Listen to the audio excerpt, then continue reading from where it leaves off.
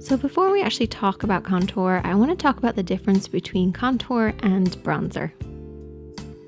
So your contour is a matte shade, it's quite dull, and it's used on the low points of the skin. So basically where you have a shadow, and this will emphasize the bone structure. Whereas a bronzer can be matte satin or shimmer.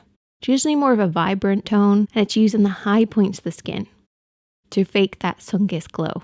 So when you're choosing a contour, you have to make sure that it works with your skin tone. If you have a warm skin tone, go for a neutral tone. If you have a cooler neutral skin tone, you can go for a cooler tone. And it should be at least one shade darker than your skin. It doesn't have to be too dark. And it can be cream or powder. If you are using creams, however, make sure you apply it before you apply your setting powder. Otherwise, it's clog city. So I'm going to take my brush, and this is actually a foundation brush, but it has a nice little angle to it. And this means I can really work in the contour. So I pick up a little bit of the contour just on the edge of that angle. And when you're applying contour, I tend to use my brow arch as a guide. I never want to bring my contour in too far.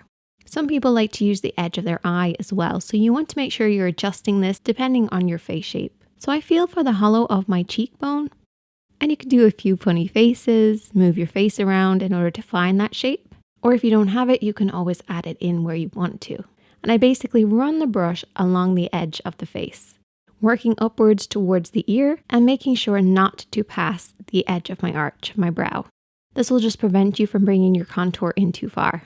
And I don't blend right away, I actually do the other side of my face to begin with and just check the angles to make sure it's working for me.